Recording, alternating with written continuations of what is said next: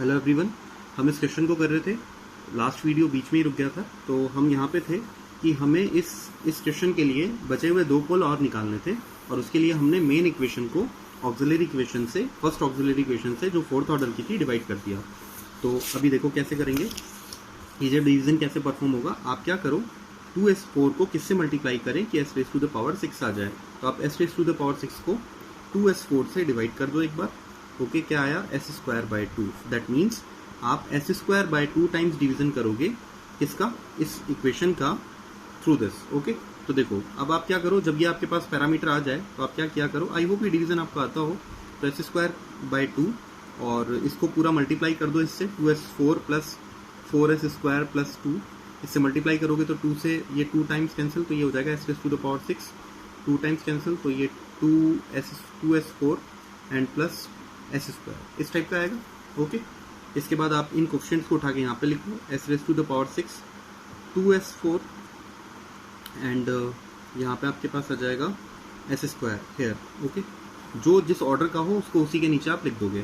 Sign change कर दो आप, साइन चेंज करके ये कैंसिल आउट हो गया, यहाँ बचा 2s4 और यहाँ पे आया आपके पास में 4s² और यहाँ पे आया 3s5, जो पहले से थे उनको एज इट इज रहने दो, प्लस 6s³ और प्लस 3s और प्लस 2, ऐसे ही रहेगा। इसके बाद में अब हम 3s5 को, हाईएस्ट जो ऑर्डर है, हाईएस्ट जो टर्म है 3s5, इसको किससे डिवाइड करें कि 2s की, सॉरी इसको किससे डिवाइड करें कि अपने पास अल्टीमेटली 2s4 को किससे मल्टीप्लाई करें कि 3s5 आ जाए। तो आप ये निकाल लो इस तरीके से, जो भी टर्म हो उसको ऊपर रख लिया करो और उसको इससे डिवाइड कर लिया करो। तो अपने पास कितना आ गया, 3/2s। तो प्लस 3/2s टाइम डिवीजन हुआ, और अब 3/2s को इस पूरी इक्वेशन से मल्टीप्लाई कर दो। ओके, तो अपने पास क्या आ जाएगा, देखो 2 से 2 कैंसिल, सबसे पहले आएगा आपके पास में 3s5, इसके बाद 2 से ये 2 टाइम्स कैंसिल, और 2 और 3 6, तो 6s³ प्लस में, और इसके बाद आएगा 2 से 2 कैंसिल, तो आएगा प्लस 3s, ये आ गया।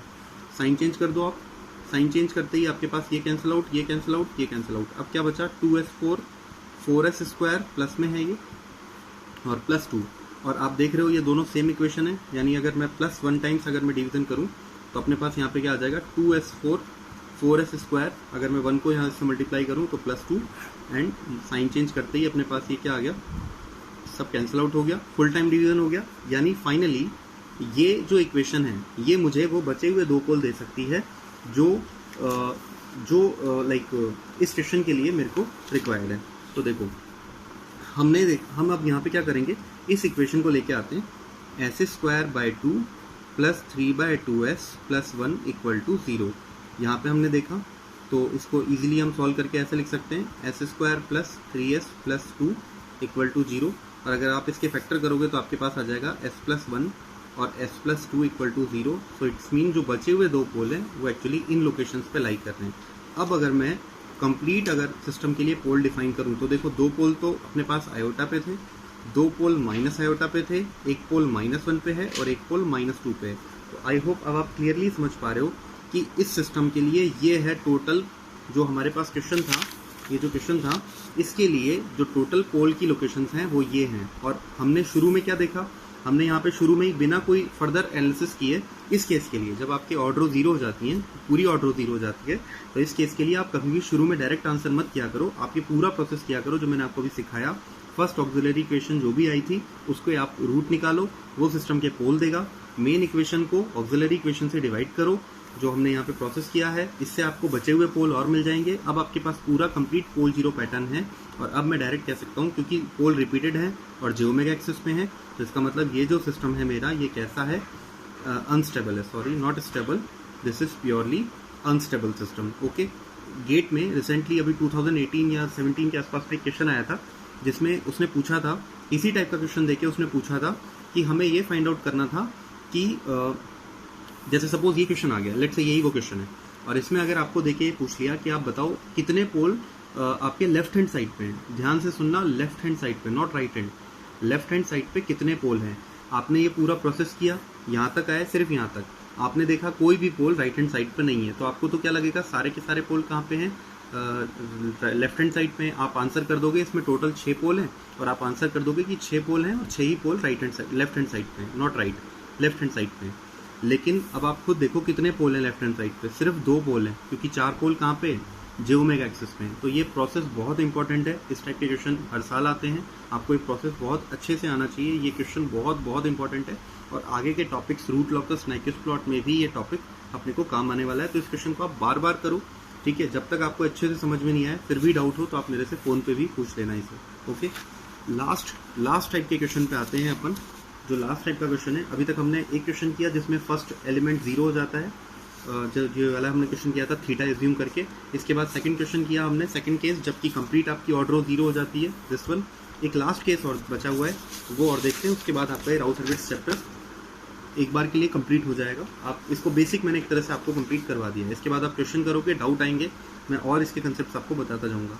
देखो थर्ड केस ये बनता है जब आपको पूछा जाता है, जैसे ये आपको दिया हुआ है, ओके। एक सेकंड, मैं आपको क्वेश्चन नंबर 2 में एक चीज़ और बताना चाह रहा हूँ।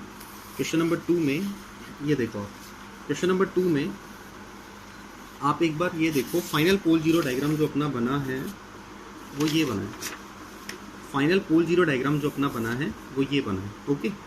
आप एक बार इस चीज़ पे फोकस करो कि यहाँ पे ये जो आया है आपके पास में, आयोटा जो आया है, ये आयोटा जो आया है, ये मैं अगर इसे कंपेयर करूँ जे ओमेगा से, ये कौन सा एक्सिस है, जे ओमेगा एक्सिस है।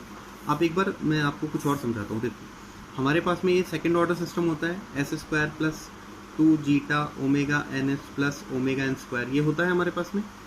अगर मैं यहाँ पे ये कहूँ कि ये अनडैम्प्ड सिस्टम है तो जीटा 0 होगा, तो ये इक्वेशन कन्वर्ट किस में हो जाएगी, omega n square upon s square, यहाँ पे टोटल टर्म 0 हो गई, और omega n square upon s square plus omega n square, इसमें कन्वर्ट हो जाएगी। यहाँ से इसके पोल निकालो, तो s square is equal to minus omega n square, s is equal to plus minus j omega n. तो पोल कहाँ पे लाई कर रहे हैं, पोल इस तरीके से लाई कर रहे हैं, जे ओमेगा एन, और कहाँ पे लाई कर रहा है एक और पोल, माइनस जे ओमेगा एन, इस तरीके से लाई कर रहा है। तो आप एक चीज़ सीखो, अब इन दोनों को कंपेयर करो, आप इन दोनों को कंपेयर करो। यहाँ पे देखो, यहाँ लिखा हुआ है plus minus iota omega N, J omega N एक ही बात है। यहाँ लिखा हुआ है प्लस माइनस, यहाँ एक तरह से यहाँ लिखा हुआ है आयोटा ओमेगा एन, यहाँ लिखा हुआ है सिर्फ आयोटा। तो आप खुद सोच के देखो इस पोल के लिए ओमेगा एन कितनी है, 1। तो ये जो क्वेश्चन अभी हम कर रहे थे, सेकंड वाला जो क्वेश्चन हम कर रहे थे, सपोज इस क्वेश्चन में अगर हमसे पूछ ले कि इस सिस्टम में अनडैम्प्ड नेचुरल फ्रिक्वेंसी जो कि होती है ओमेगा एन, वो कितनी है, वो कितनी है, तो आंसर कितना हो जाएगा, ओमेगा एन का आंसर हो जाएगा 1। ऐसे क्वेश्चन भी गेट में पूछे हुए हैं, आप अच्छे से इसे समझ लेना। ओमेगा एन 1 हो गया। कई बार ये पूछता है वो फ्रिक्वेंसी बताओ जिससे सिस्टम ऑसिलेट कर रहा होगा। तो आप एक चीज़ देखो, ये जो अनडैम्प्ड सिस्टम होता है ये किस तरह ऑसिलेट करता है, लाइक दिस, ये ऑसिलेट ही तो करता है। और ऑसिलेट करते टाइम इसके अंदर कौन सी फ्रिक्वेंसी अवेलेबल है, ओमेगा एन। तो अगर ऐसे इनडायरेक्ट वे में पूछे कि सिस्टम किस फ्रिक्वेंसी से ऑसिलेट कर रहा है, तब भी हमें यही करना है। हमें क्या करना है वहाँ पे, ये like omega n find out करनी है। ये जो हम, ये आयोटा के साथ जो भी टर्म आएगी, सपोज 2 आयोटा आ जाता, तो वो 2 आयोटा में 2 जो है वो ओमेगा एन है।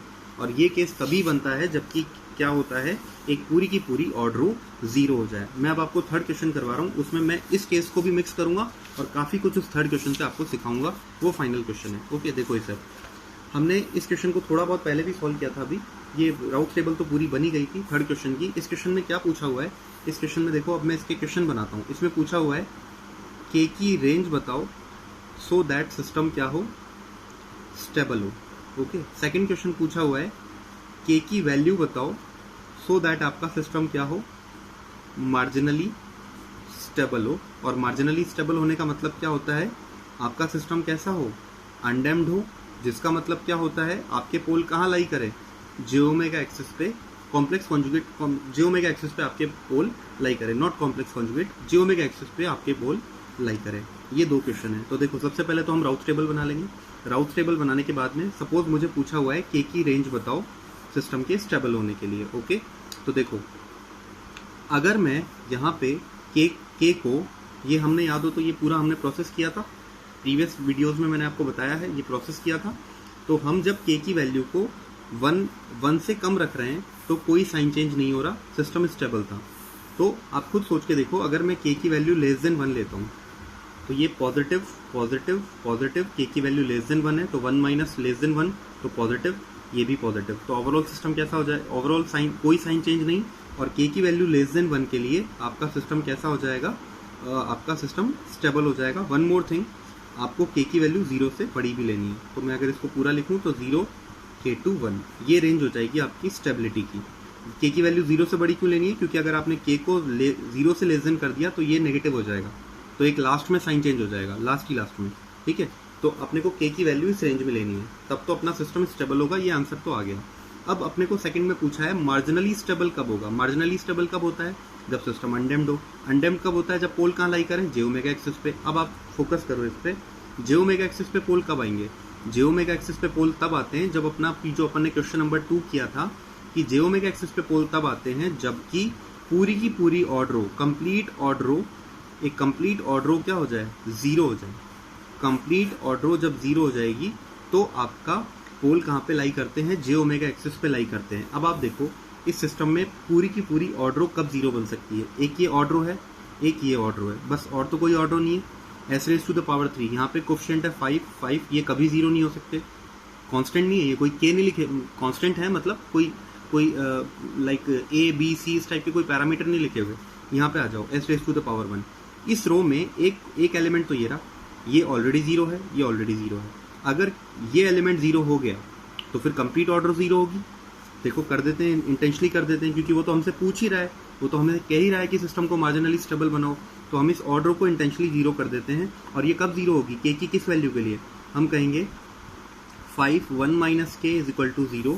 सो k की वैल्यू क्या निकल के आई, 1। तो k की वैल्यू जब 1 होगी तो ये ऑर्डर पूरी की पूरी 0 हो जाएगी। अच्छा ठीक है, उसके बाद क्या करते थे, उसके बाद इसके ऊपर वाली रो में जाते थे, वहां से ऑक्सिलरी इक्वेशन निकाल के लाते थे a ऑफ s, और वो क्या हो जाता था, वो हो जाता था 1 × s² + k × s⁻0। यहाँ पे से सॉल्व किया तो आएगा s² + k की वैल्यू 1 है = 0। इस इक्वेशन, ये इक्वेशन अपने पोल कहाँ शो कर रही है चेक कर लेते हैं। तो s आ गया s² - 1 और s आ गया ±√-1, दैट इज ± आयोटा, यही होता है। तो अब देखो आप खुद सोचो पोल कहाँ पे लाई कर रहे हैं, पोल लाई कर रहे हैं यहाँ पे, एक पोल यहाँ पे है, एक पोल यहाँ पे है। तो आप खुद सोचो आपके पोल लाई कर रहे हैं j ओमेगा एक्सिस पे, इसका मतलब आपका सिस्टम कैसा है, अनडेम्ड है, इसका मतलब वो मार्जिनली स्टेबल है। और ये k की किस वैल्यू के लिए हो रहा है, k की वैल्यू 1 के लिए हो रहा है। आई होप ये चीज़ समझे हो। तो अगर इस क्वेश्चन में ये पूछा जा रहा है कि k की वैल्यू क्या है तो आंसर 1 हो गया। हाँ, अब एक चीज़ मैं आपको और बताता हूँ, ठीक है। सपोज अगर क्वेश्चन में ऐसे पूछा जाए कि इस रेंज के लिए क्या होगा, मान लो क्वेश्चन उल्टा करके पूछ लिया जाए कि इस रेंज के लिए क्या होगा, बताइए इस रेंज के लिए। तो इस रेंज के लिए सिस्टम स्टेबल भी है प्लस वो मार्जिनली स्टेबल भी है। बताओ क्यों, सॉरी ये यहाँ नहीं, यहाँ पे है ये, ठीक है। इस रेंज के लिए तो सिस्टम स्टेबल भी होगा और मार्जिनल स्टेबल भी होगा। रीज़न, क्योंकि आपने k = 1 को भी इंक्लूड कर लिया है। ओके, तो ये बात आप ध्यान रखना। एक और जो इसमें क्वेश्चन पूछा जा सकता है वो क्या, देखो थोड़ा घुमा के क्वेश्चन पूछा जा सकता है। क्या, वो आपको बोलेगा कि ओमेगा n बताओ, जो मैं अभी सेकंड केस में भी डिस्कस कर रहा था कि ओमेगा n बताओ कितना है यहाँ पे। तो आप इसको अगेन कंपेयर कर लो, किससे, j ओमेगा n या आयोटा ओमेगा n से। ओमेगा n कितना आ रहा है आपके पास, यहाँ से ओमेगा n आ गया 1। या पूछ लेगा ऐसे कि सिस्टम में वो फ्रिक्वेंसी बताओ जिससे वो ऑसिलेट कर रहा है, अनडैम्ड नेचुरल फ्रिक्वेंसी बताओ। इन सभी का आंसर कितना हो जाएगा, 1 radian per second. Okay, this is all about Routh Hurwitz. आप अब अच्छे से इसके क्वेश्चन सॉल्व करो, ठीक है। और जो भी डाउट आए आप इसको जल्दी से जल्दी आज इसके डाउट बनाओ, और जो भी डाउट है वो आज आप मेरे से पूछ लेना व्हाट्सएप पे। ओके।